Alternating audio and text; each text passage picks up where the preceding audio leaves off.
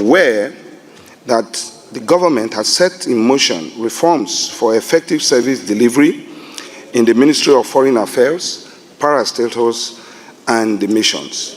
Further aware that government has put in place a clearly defined foreign policy of trust, of democracy, development, demography, and diaspora, known commonly as the 4Ds, to usher in a new foreign policy focus for the country. Concerned that the House has taken several steps to ensure that the reforms and policy trust comes to fruition for the good of our country. And in spite all efforts of this House, Nigerians around the world are faced with challenges in consular services across our missions. Further concerned that many Nigerians are illegally held or imprisoned in foreign countries and often under harsh conditions that may lead to loss of lives if urgent actions are not taken. Convinced that many Nigerian students are stranded in foreign lands over issues that can be resolved, and that many Nigerians own businesses around the world helping to contribute to the economy of those countries and sending remittances back home, they are suffering harassment and sabotage. Cognizant that many Nigerians go through extreme difficulties to assure visa for legitimate travels, including government officials and legislators, after paying exorbitant visa fees. Disturbed that many embassies, in a bid to ease visa application processes, have resorted to outsourcing this process to agents whose high cost of services are borne by Nigeria. That several modes of visa applications are in force, including express services with huge cost paid by applicants who are sometimes denied visa after such payments.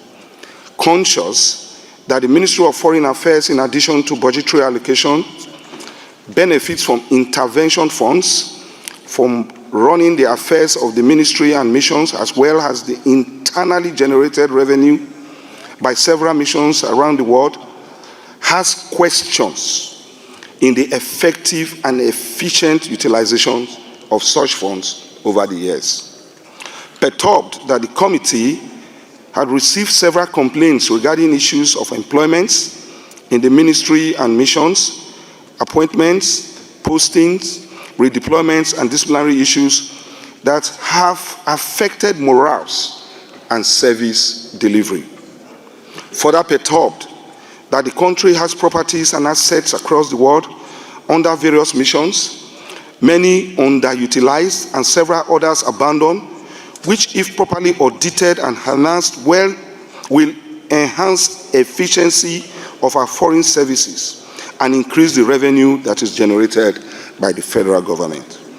Worried that a lot of missions, local staff ceiling has been exceeded due to violation of rules, and in some instances, the ceiling of foreign service officers.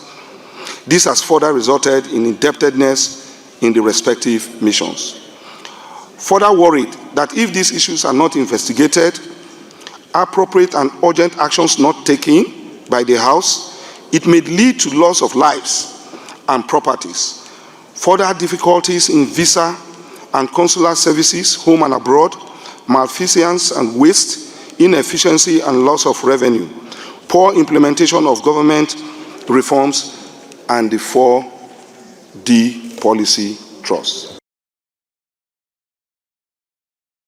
Process. The issue of procurement process was never raised yesterday, and yesterday was a petition about it. Today is a motion on the procurement process. There are different things altogether. Right.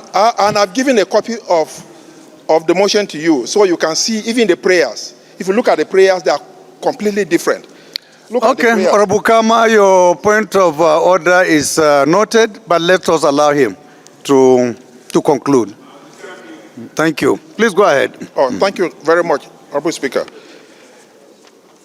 The House knows that the Federal Ministry of Works has executed an engineering procurement, construction, and finance contract in favor of high-tech construction company Nigeria Limited for the delivery of 700 kilometers Lagos to Calabar Coastal Road and Rail Project, estimated at the rate of 4.329 billion naira per kilometer, using reinforced concrete technology for a carriage width of 59.7 meters, to include tail lengths, shoulders, rail with additional designs of service docks, street lights, drainages, and shore protection.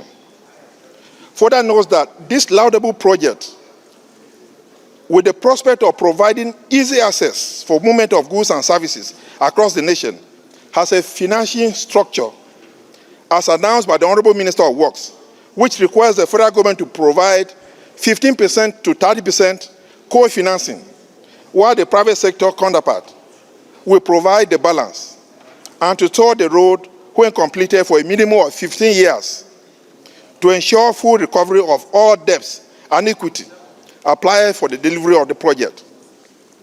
Concerned that the procurement strategy may have violated Public Procurement Act 2007, Section 42, which requires that where a procuring authority adopts to use restrictive tendering approach, it should be on the basis that the said goods and services are available only from a limited number of suppliers and contractors, and as such, tenders shall be invited from all such contractors who can provide such goods and services. Aware that the procurement strategy adopted by the Federal Ministry of Works for the award of the contract violates the Infrastructural Concession and Regulatory Commission Act 2005, as Section 4 of the Act outlines that all approved infrastructure projects and contracts for financing, construction, and maintenance must be advertised for open competitive bid in at least 3 national dailies. And Section 5 of the Act further clarifies that any direct negotiations with only one contractor could be allowed only after exhausting the provisions of Section 4. Worried that the Federal Ministry of Works, in promoting the project, has provided a rate